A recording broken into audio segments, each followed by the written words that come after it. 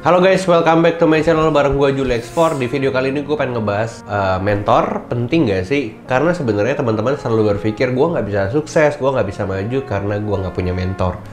Nah kalau ditanya sama orang kayak Julio, lu pernah dimentorin seseorang nggak? Lu punya mentor nggak? Lu bisa ikut seseorang nggak?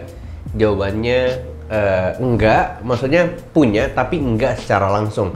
Jadi gini, gue punya nyokap gitu ya, ibu gue punya temannya dulu susah banget hidupnya di Bangka Belitung, tempatnya di Bangka lah ya. Terus udah gitu sempet satu sekolah sama nyokap sama ibu gue. Terus udah gitu nyokap gue bilang kayak, dulu nih ini teman mami susah banget hidupnya, tapi sekarang beliau adalah salah satu orang sukses di Indonesia. Terus udah gitu, pertama kali gue tahu bahwa beliau ini sukses adalah ketika gue pergi ke Singapura di mungkin SMA 2 kali ya. Gue udah punya uang, kumpulin uang dari jualan kayak baju, jualan apapun. Terus gue ajak nyokap ke Singapura. Dan waktu nyokap bilang di grup, kan biasa lah ya alumni kan ada grup alumni di WhatsApp. Dibilang kayak, gue mau ke Singapura nih pertama kali, naiknya Sriwijaya Air. Gue tuh beli ekonomi, tapi waktu gue berangkat dan pas gue cekin dapetnya bisnis. Terus gue bilang kayak, kok bisa ya? Akhirnya nyokap gue foto terus di-share di grup alumninya. Terus udah gitu sampai akhirnya ada temennya ini yang dulunya nyokap gue tahu susah banget. Dia bilang, oh iya maaf ya Li, karena nama nyokap gue Eli. Maaf ya Li, kemarin aku ganti seatnya ke bisnis tapi lupa kasih tahu. Terus udah gitu nyokap gue mikir kayak, ini orang siapa sih? Ternyata pas diselidiki namanya adalah Pak Chandrali yang dulunya susah banget, sekarang jadi ownernya Sriwijaya Air dan Nam Air. Di situ gue bilang kayak, wah gila, dulunya susah banget. Bahkan kalau gue ketemu dan gue ngobrol sejarah hidupnya, gue bilang dan sih dulu mimpinya katanya cuma punya uang 50 juta mimpinya, tapi sekarang neraktir orang aja udah mungkin 100 jutaan. Ya sesukses itu guys. Nah gue berpikir gue bisa belajar nih sama beliau, sama Pak Chandra. Sampai akhirnya lu tahu nggak yang gue lakukan adalah karena gue tahu nyokap kasih tahu nih Om Chandra nih kantornya di belakang bandara. Terus udah gitu gue bilang kayak, ya udah deh boleh gue kesana. Ternyata yang pas gue kesana ya tidak bisa, karena nggak bisa cuk terus ketemu. Terus akhirnya si Om Chandra atau Pak Chandra bilang kayak, nah siapa ya gitu loh. Nah, tapi yang gue lakukan adalah gue itu bawa makanan setiap minggu, setiap hari Jumat ke kantornya, terus gue titip di resepsionis. Terus bayangin ya, hari itu gue tulis di di kertas, gue tulis kayak surat gitu, kayak halo Om, semoga suka dengan makanannya, ini mami yang masak, bla bla bla bla bla. Itu gue anterin setiap hari. Terus udah gitu gue kan suka baca buku. Tapi ini selang berjalan ya, setelah gue udah lulus ya, bukannya pas sekolah, enggak. Nah, kalau gue udah baca buku dan bukunya habis, gue tuh beli satu buku baru. Terus udah gitu gue kasih ke resepsionisnya. Terus gue tulis lagi, halo Om, ini buku aku belajar, bukunya bagus, yang aku dapat nih gini. Terus gue lakukan terus setiap minggu sampai mungkin kalau nggak kurang lebih 3 bulan 4 bulan gitu ya. Sampai akhirnya gue inget di sewaktu malam gue lagi beli nasi goreng. Terus udah gitu gue dapat chat nih. Chatnya dia bilang gini, Julio, ini Om Chandra, kamu mau apa? Gak usah repot-repot, setiap minggu tuh kasih makanan, kasih buku kayak gitu. Wah, gue langsung wah, mimpi gue tercapai nih, dijawab juga nih. Sampai akhirnya nggak lama beliau telepon. Pas beliau telepon, terus gitu beliau nanya, Julio kamu mau apa?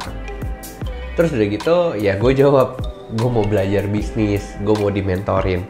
Dan tiba-tiba keluarlah satu statement dari mulut gue. Sampai gue bilang gini, gak apa-apa Om, kalau misalnya aku harus kerja di tempat Om sampai ya cuma ngelap sepatu, nyapu, aku pun mau. Maksudnya sampai serendah itu pun gue bilang gue gak apa-apa, gue mau belajar. Mungkin ini teman-teman yang rasakan hal yang sama. Terus udah gitu sampai akhirnya si Om Chandra bilang, gak usah, ngapain. Terus udah gitu beliau bilang, sebenarnya Julio simple. Kalau statement saya di hidup ini untuk mau sukses itu cuma 3. Ini gue selalu inget ya. Yang pertama adalah kerja keras. Yang kedua adalah kerja jujur. Yang ketiga, jangan sakitin hati orang lain. Pas gua coba kayak approach dia berbulan-bulan jauh loh, naik motor loh dari rumah gue Jembatan 2 ke belakang bandara, abis itu ngasih terus pulang lagi. Capek loh, terus udah gitu pas ditelepon cuman dapat 3 jawaban ini tuh, hari itu jujur gue bilang kayak, kok gini doang ya, ini mah gue udah biasa denger. Tapi ternyata gue coba pahami dan gue pelajari bahwa statement itu bukan sebuah statement yang sederhana. Statement itu sebenarnya powerful banget. Kerja keras. Karena masalahnya ketika kita lagi malas, bisa nggak kita tetap kerja keras dan konsisten? Kalau misalnya kita lagi gagal, bisa nggak tetap kita bangkit dan kita benar-benar kejar itu? Belum tentu loh. Makanya statement itu tuh berat sebenarnya. Sebuah arti yang besar. Dan kalau misalnya kita lakukan ya, kita tuh bisa sukses dari sana. Cuman ya kita cuman anggap ini tuh angin lewat aja kata-kata kerja kerasin. Yang kedua adalah kerja jujur. Nah, gue pelajari ternyata kerja jujur itu bicara soal integritas. Integritas itu apa kalau menurut gue? Lu dilihat orang, lu nggak dilihat orang, lu melakukan hal yang benar. Jangan sampai ada bos lihat baru kerja bener, nggak ada bos nggak kerja, itu jangan. Nah, yang ketiga, jangan sakitin hati orang lain. Karena kita nggak pernah tahu orang itu akan jadi apa. Karena gue selalu percaya kita pun hidup harus bersosialisasi, dibantu orang, kita nggak bantu orang dan lain sebagainya. Makanya 3 statement ini. Terus udah gitu, gue berpikir, tapi gue nggak dapat mentornya nih, gimana nih kalau cuma begini doang mah?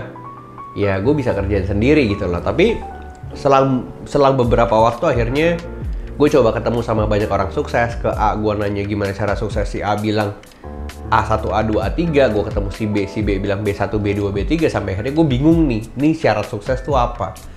Sampai akhirnya gue menyimpulkan bahwa tidak ada cara pasti untuk menjadi sukses.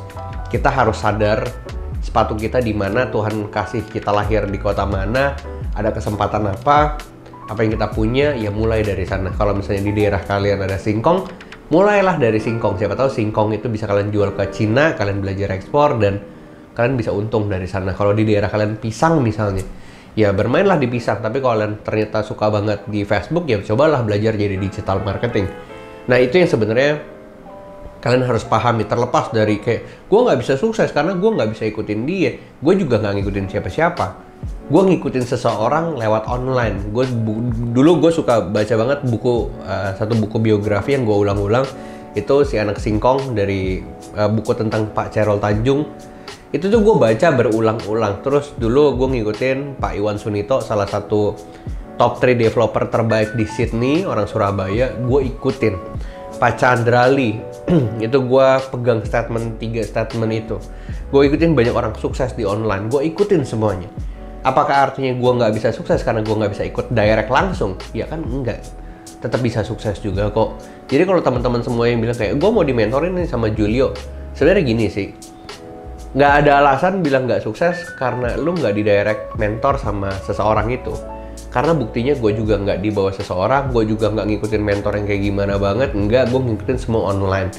Dan ketika ada informasi dan cerita mereka, gue tuh nggak kayak denying atau gue menolak gitu, kayak enggak nih, dia nih sukses tuh karena gara-gara ini mau omong mah bohong gitu loh. Percayalah, gue tuh nggak buang mental kayak gitu. Karena kalau misalnya kita punya mental kayak gitu, percayalah, lu tuh bukan orang yang cocok untuk jadi orang sukses. Kalau misalnya ada orang ngomong apa, dia bilang kayak, gue sukses karena gini, terus kita bilang kayak, bapaknya mah kaya, koneksinya kaya. Trust me deh, orang-orang tipe kayak gini tuh mental block itu nggak cuma di dirinya tapi di otaknya. Dia udah kayak, ya itu kan lu, karena lu punya ini, gue nih nggak bisa. Dia tuh ngomong ke dirinya tuh kayak gitu. Makanya kalau teman-teman yang sekarang kayak lagi nonton dan kalian subscribe Julio Explore dan kalian merasa ini jadi inspirasi kalian, terima kasih banget. Semoga ini bisa ngubah hidup kalian. Yang penting kalian tuh terima apapun. Kalau yang baik ya kalian terima. Jangan kalian denying dan kalian bilang kayaknya ini mah bohong, ini mah bluffing, ini mah ngebacot doang, ini mah jual ludah, bla bla bla. Jangan, karena kalau lu udah ngomong kayak gitu, percaya nggak percaya, ngubah itu susah.